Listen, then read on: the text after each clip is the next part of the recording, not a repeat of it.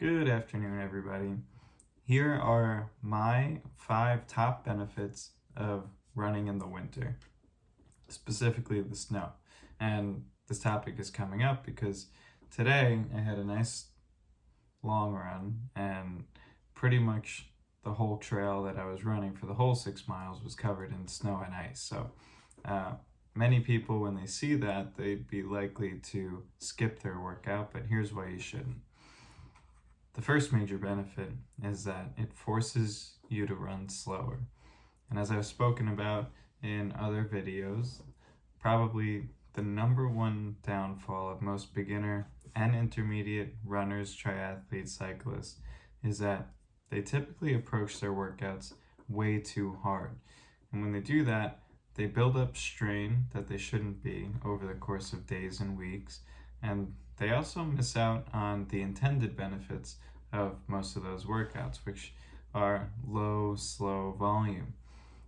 So with the snow and the ice and the cold, typically you'll warm up slower, you'll hit most of your runs slower out of fear of slipping and falling, and on average you'll be much slower. But this is not to be worried about, not to be feared, and you shouldn't skip your outdoor run and do a treadmill run because of it, because that will actually help you in the long run as an athlete.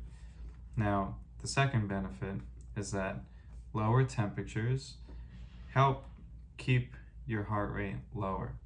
And if the whole goal of most of your runs, probably 80 to 90% if you've been listening, is to be in your low aerobic heart rate zone, then the temperatures of the winter are ideal for getting in as much zone 2 training, building up as much of a zone 2 base as you possibly can. So most athletes will actually take advantage of the fall and the winter and the early spring to be focused solely on their base building, and then transition into more of a speed build as the temperatures start to rise. So keep that in mind.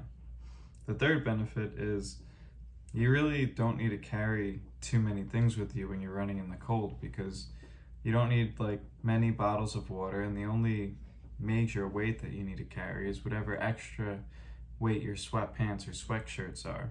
So not having to plan your long runs logistically around where you're placing your water bottles, and if you're going to have enough for, say, a nice 10 mile, 12 mile, 14 mile run, you're in a much better position not really having to worry about this as much.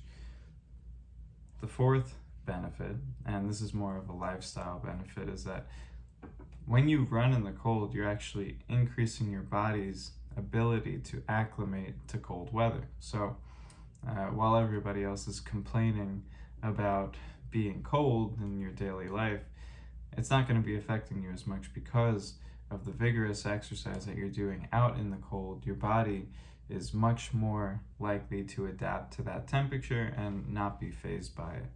And the fifth, and probably my favorite benefit, aside from number one, is it's way less impact on your joints, specifically your knees. If you have any knee problems or if you're getting older, running in the snow is like the perfect way, not only because you're slowing yourself down, but it's just a much softer impact to the typical tarmac or paved road that you might be otherwise running on. So protecting your joints, being able to get your intended benefit of your zone 2 days, having it be easier for your heart rate to be lower because of the temperatures. This is like all the perfect storm of making winter absolutely perfect for skyrocketing your low aerobic base.